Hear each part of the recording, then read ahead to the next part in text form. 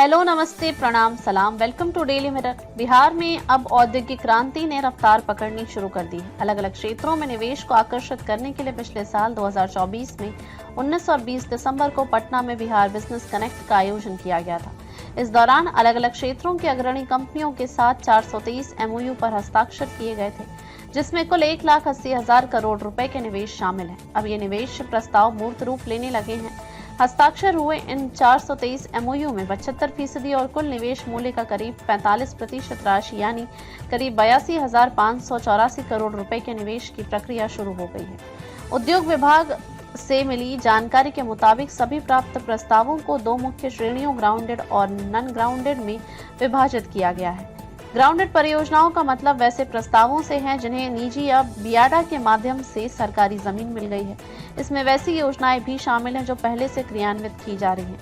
वहीं non grounded श्रेणी में वैसी योजनाओं को रखा गया है जो विभिन्न स्तर पर स्वीकृति की प्रक्रिया से गुजर रही हैं।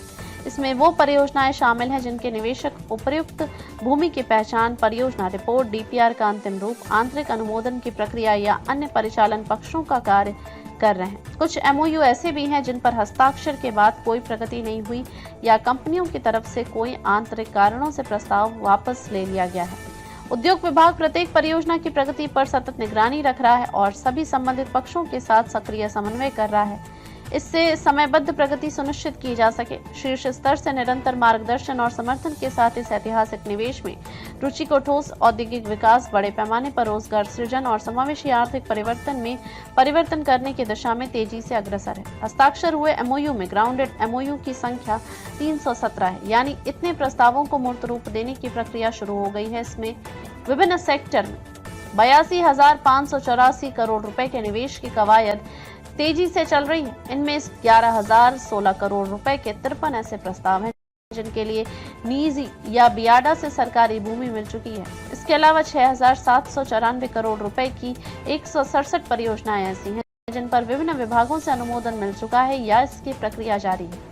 खाद्य प्रसंस्करण, स्वास्थ्य समेत अन्य में निवेश, अधिक निवेश से जुड़े जो प्रस्ताव जमीन पर उतरने लगे हैं उसमें खाद्य प्रसंस्करण क्षेत्र के जुड़े 12,544 करोड़ रुपए के 49 प्रस्ताव, टेक्सटाइल क्षेत्र में 730 करोड़ रुपए, लॉजिस्टिक में 1,427 करोड़, प्लास्टिक में 665 करोड़ रुपए, IT में 202 करोड़ रुपए, स्वास्थ्य क्षेत्र में 1,328 करोड़ रुपए, रियल एस्टेट में 2,920 करोड़ रुपए, ऊर्जा क्षेत्र में 37,950 करोड़, पर्यटन क्षेत्र में 1,647 करोड़ रुपए के 11 के अलावा कुछ अन्य क्षेत्रों में निवेश से जुड़ा प्रस्ताव शामिल है। उद्योग के क्षेत्र में इस उल्लेखनीय उपलब्धि पर उद्योग मंत्री नीतीश मिश्रा ने बताया कि बिहार के इतिहास में यह पहली बार हुआ है एक साथ 423 MOU पर हस्ताक्षर हुए हैं।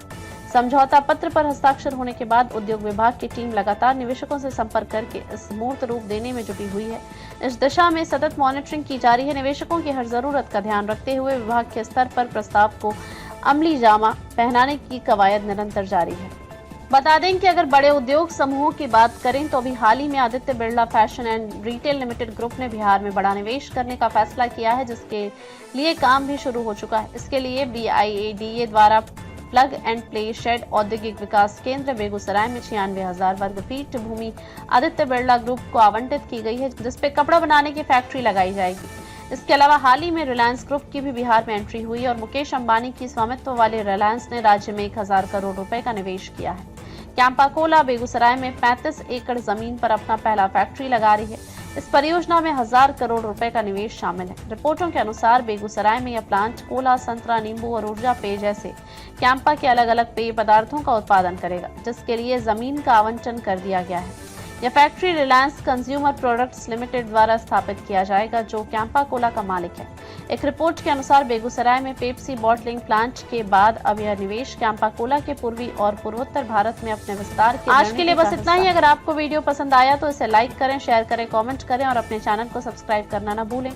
मिलेंगे नए वीडियो के साथ, तब तक आप देखते रहिए डेली मिरर।